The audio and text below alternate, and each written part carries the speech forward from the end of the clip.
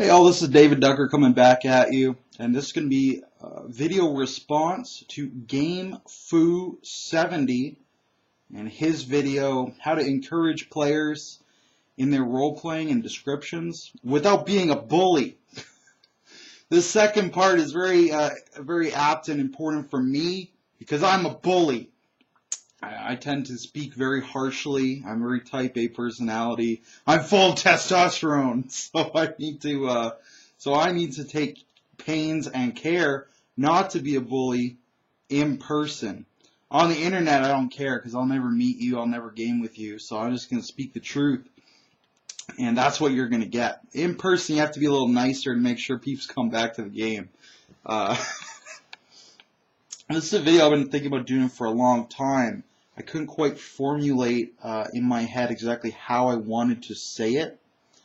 So thank you, Game Foo 70. I have now subscribed to your channel. He's only got about 7 videos, but he's got about 30 subscribers, and he's doing a good job. I encourage you all to check him out. So he was saying, how can you encourage players to be descriptive? So for me, this is two-part. First part, exactly the same as all of his advice, is leave the door open. So when the player says, I roll to hit, I get 3 degrees of success. As a GM, you come through and say, okay, describe your attack. You didn't drop him to the ground, but describe how you attacked him and did some damage to him. And then the player can come through and describe their fighting style, flesh that side of their character out.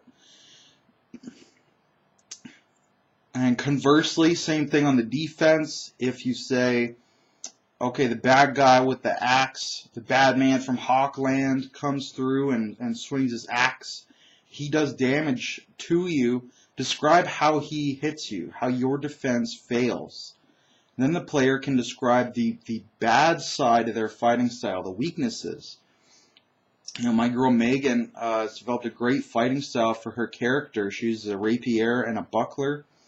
And she'll distract them with the rapier, and when they dodge that, she'll bash them in the face, knee them in the groin, trip them, and drop the knee, the King Kong knee drop right on their throat. So her rapier is not what's dangerous, but it looks dangerous, and it distracts them, and when they zig out of the path of the rapier, they're going to zag right into her buckler bash. So she's got a great fighting style. Now when someone strikes her and I ask her to describe it, she's very good at saying, well, because my fighting style actually doesn't have very much reach in the actual style, whenever I get hit, like, that's it. I can't reach them. They can reach me. That's the weakness of my style. That's where I'm going to get hit. And I'm like, perfect, you know. So leave the door open. Ask the players to describe everything. It takes the load off your shoulders as a GM. And the part inside of that, the part about not being a bully, is be happy with whatever they describe.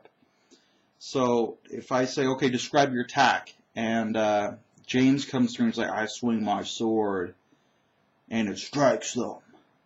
You know, that's not a good description, but as a GM, you've got to go through and be like, excellent, thank you for that.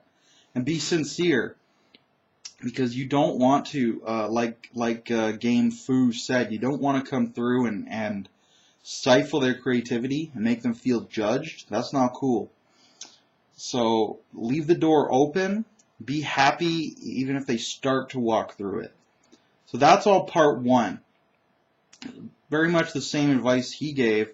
Part 2, for me, is create a competitive environment. This is where the bulliness might come in for some people. But basically what that means is all my players know that I'm not afraid to cut people out of the game, and all my players know that for each campaign, I only invite about half the group back. And I've got this huge backlog of people waiting to get into the game. So I've got this great competitive air going on in my games where they know if they're not up to par, they're not coming back for the next campaign.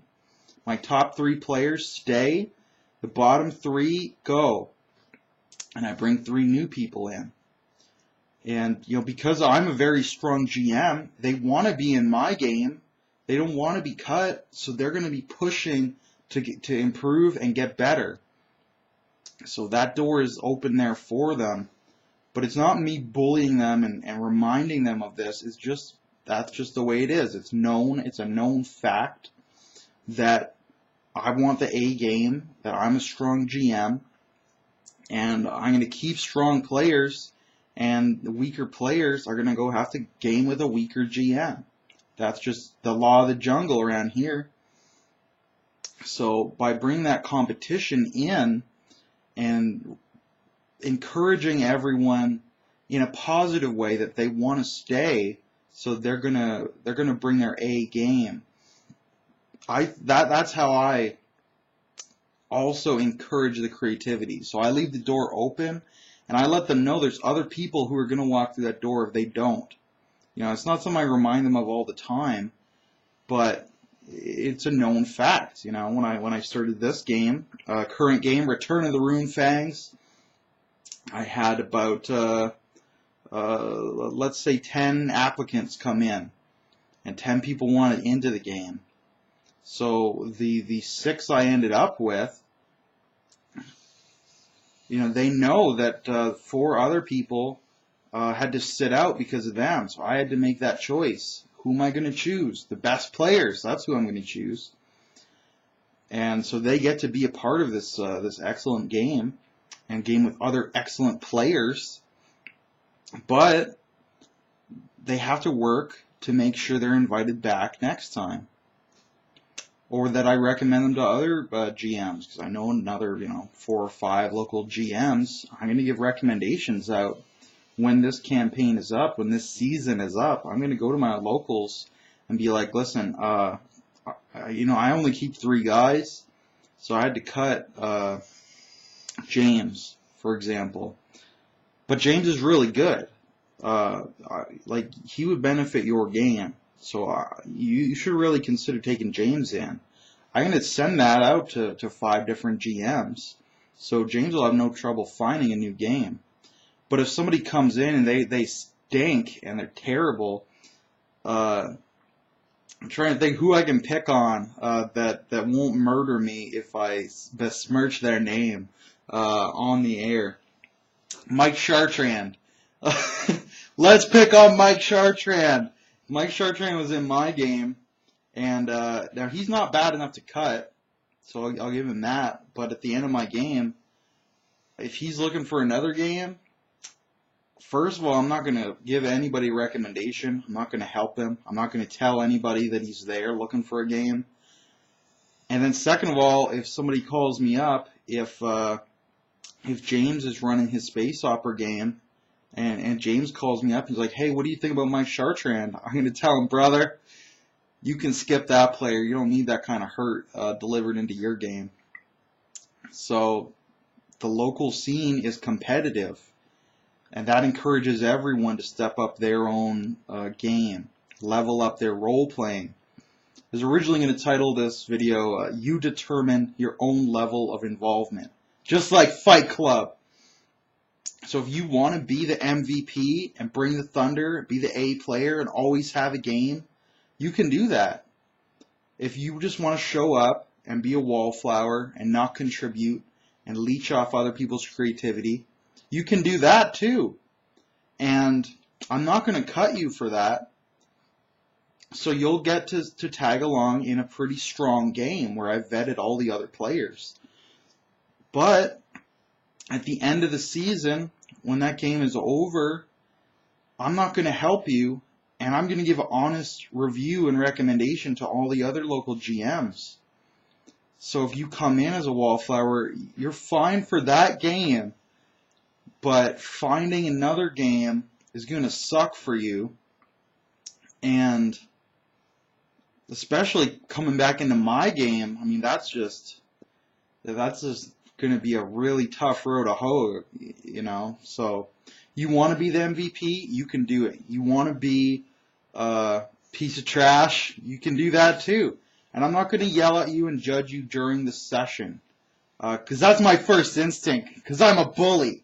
But I can restrain myself face to face because I have these other systems, these other ways of encouraging people, and these other ways of vetting people and getting rid of the bad players or even the average players. I don't want average players. I want every single spot to be filled with an MVP. I want the all-star game. And, you know, in this campaign, Return of the Runefangs, that's what I got. So you can't really argue with results, can you? I think that's about all I got to say about that.